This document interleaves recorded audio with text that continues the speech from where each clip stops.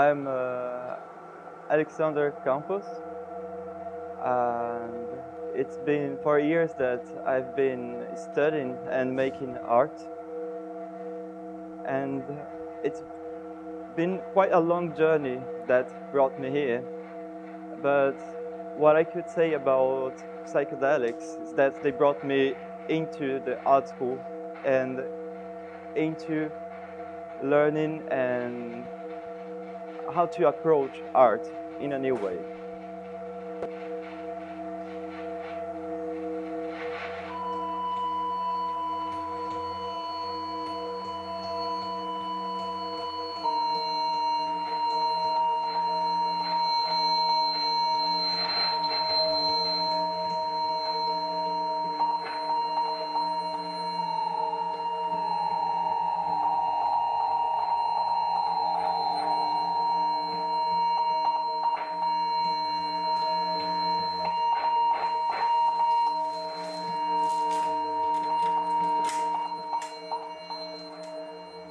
And I come from Brazil, born in 1994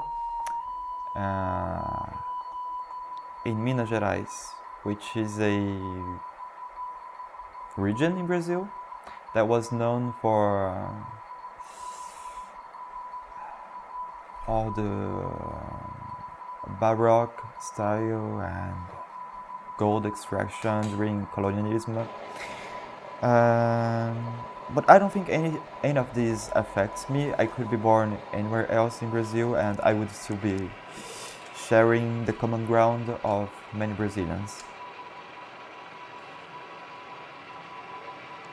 Brazil has a lot of mixicity.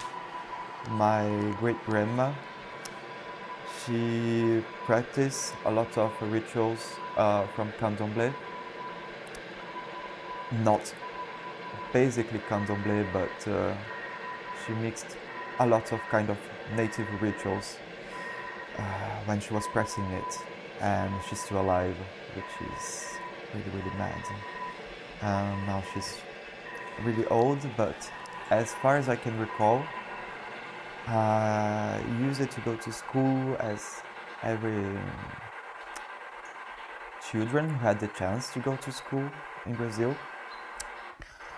And then meet my family, sometimes go to this ritual, and she's going to bring the spirits of nature and even the folklore in Brazil.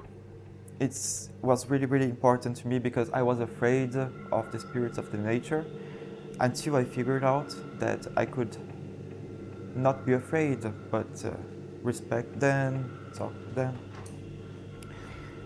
And then I became a teenager and I completely disconnected myself from this completely for a long time. Haven't seen my great-grandma during this period. I was just basically living like a teenager, not really interested about all these things. Just studying, think about what am I gonna do for studies. And that was a pretty meaningless period of my life because all I wanted to do is study, get a job, so I haven't even finished the high school because I got into a university for diplomatic studies. Because even if I was disconnected from the nature, the spirits, I still was curious enough to want to travel the world and work as a diplomat. So I started this for 1 year or so, made really good friends, and then I've had a really breakdown in my life where I realized that I didn't want this job. I didn't want to be all the time trying to do my best and still be disappointed about politics. It scared me. So I went back to my parents' house. And at this time, my grandma, she was painting makes paintings, especially the landscape of Minas Gerais. And then I started painting. Didn't paint anything before, and I think this is not my first, of course, experience with art, but my first experience with art with someone of my family. And it was pretty special as moment. And then I decided to move out from Brazil. I wasn't sure about where I should go, not at all, but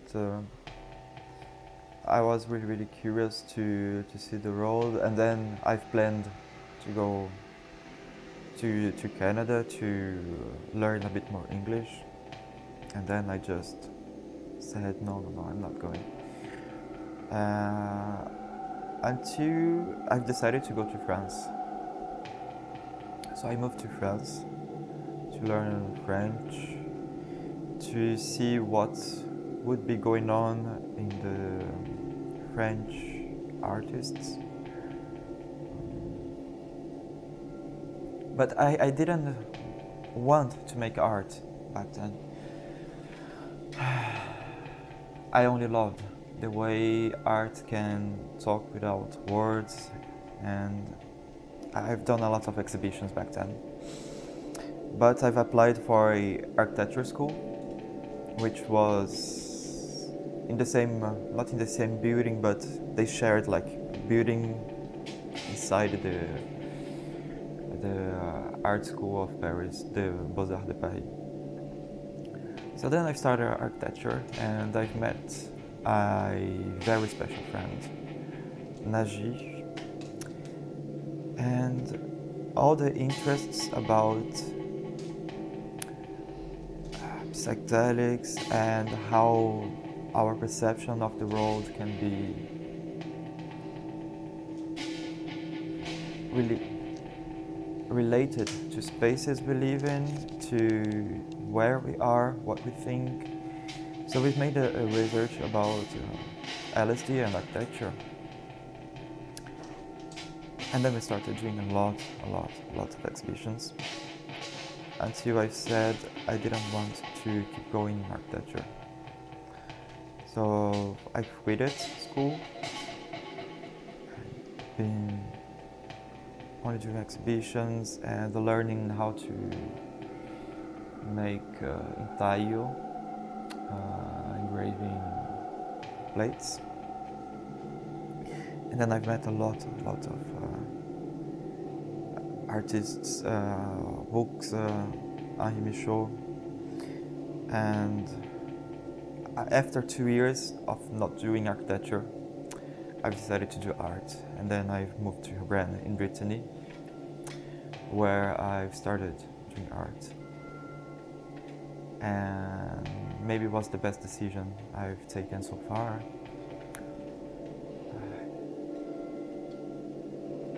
But still, I don't want to define what I do. I don't want to define what people do in art. I don't like to define things.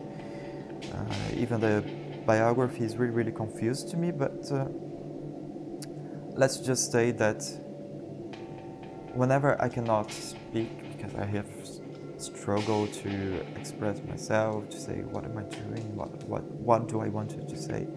So I do art so I can make sound, sculpture, maybe to make people have another sensibility to the world, to live something different that they live in everyday lives, to open their spirits to say we can live differently, we can think of time and society in another way, but I cannot put it in words. If I was able to write about it, I wouldn't be an artist, I would be a writer. So. And I think this is mostly me. Since I was a child, I was not a speaker. I was not really a talkative child. I was on the ground, constructing stuff on the ground, digging up the earth, making rivers and mental worlds, and this trip from me being a child and thinking I'm living in another world and now making art is awesome. Tornò preso once again and showed that the six vessels could have passed and ordered out and ported electronic devices such as laptop. They must be switched off and put them out in front of you and hold the lock provides you.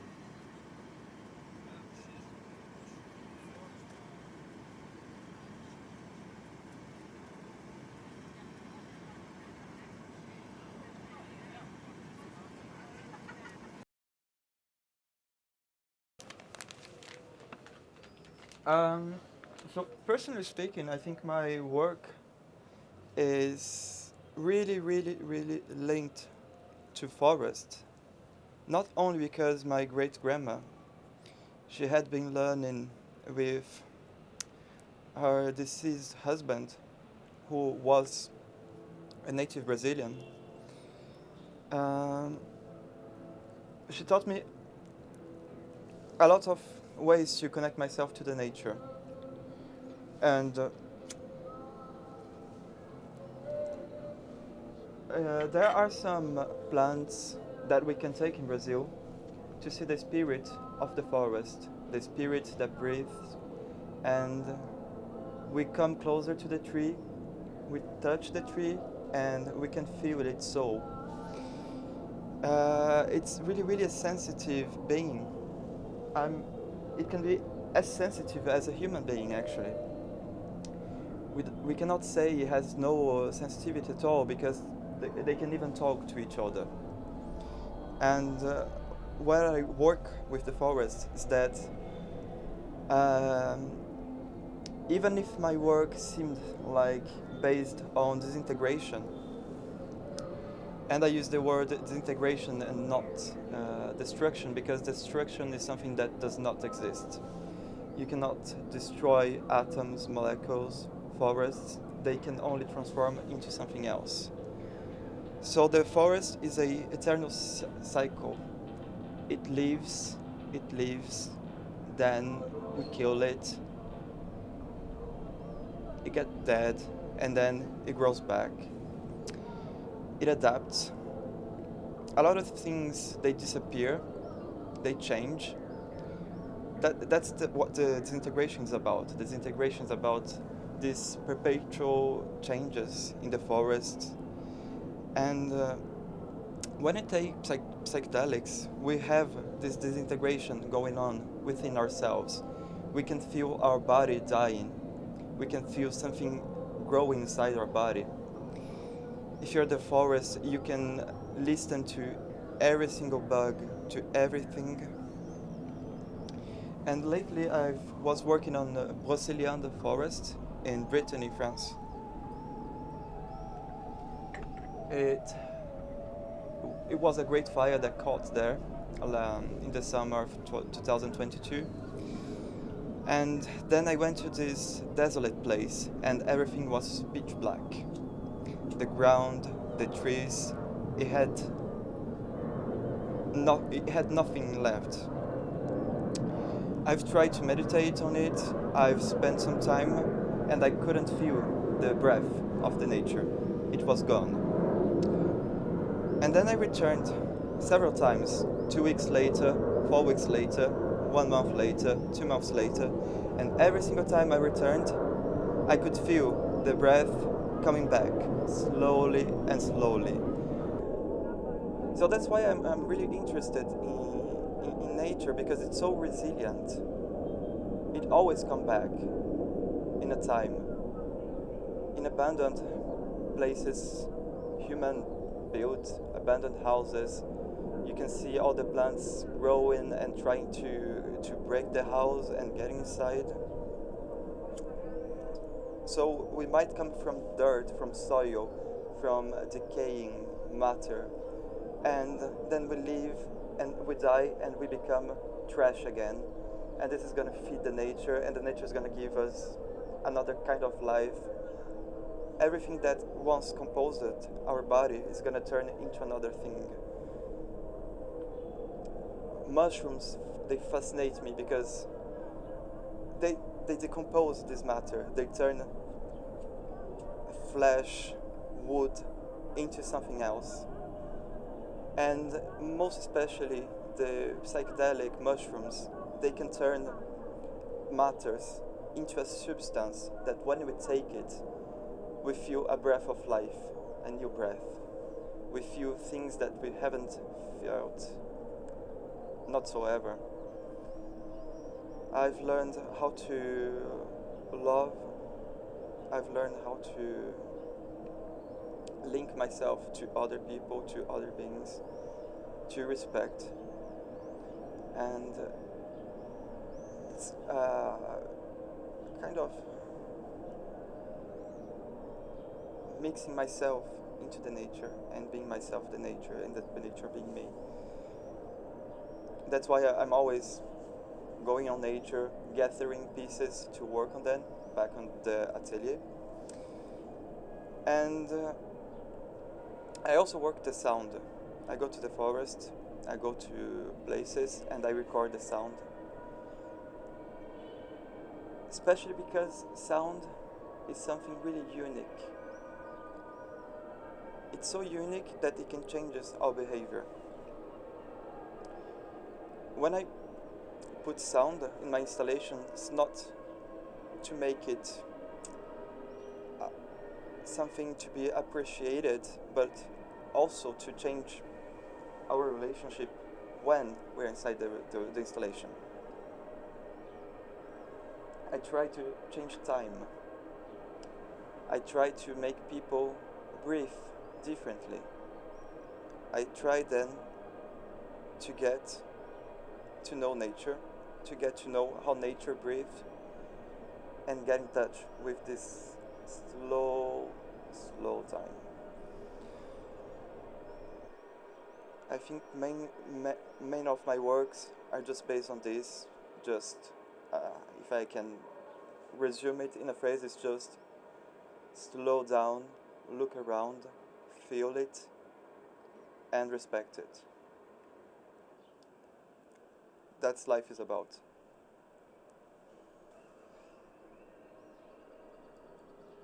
If I really enjoy the experience with psychedelics, I'm not necessarily obliged to have this experience to achieve other states of mind.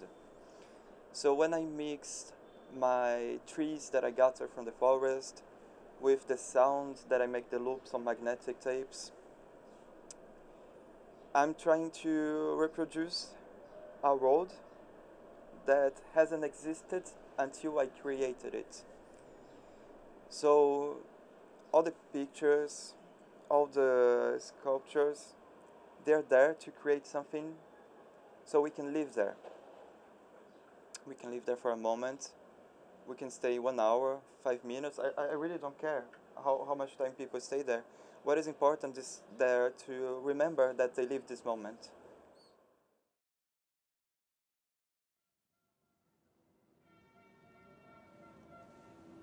Action. I think to finish what all of my thoughts I've been talking about in this short movie by Simone is that psychedelics and art, they brought myself to a way of thinking that has something to do with chaos. So the question about why my art has so much different materials, so much different mediums, why the installation is so heteroclitic with different stuff, is that nature is chaotic. We've tried for centuries to find order in nature, of how things grow, of how things work, but this order sometimes can be explained, but I deeply think that this order is called chaos. Nature is chaos. And all of my experiences with psychedelics made me think that my thoughts are chaos, and so that should be my art. My art can be chaotic, can be a mess, can be a landscape of things that has nothing to do one with each other. But it's just because I deeply think that chaos prevails. Chaos is what reigns this planet. And if I have to show something with my art, I would show chaos, because this opens our mindset to new experiences, to see things in new ways, and to try not to order everything, not try to explain, not bring science to everything, but bring our feelings, to bring a sensibility to everything we see, to everything we live. I think that chaos should be respected, and that's what psychedelic taught me.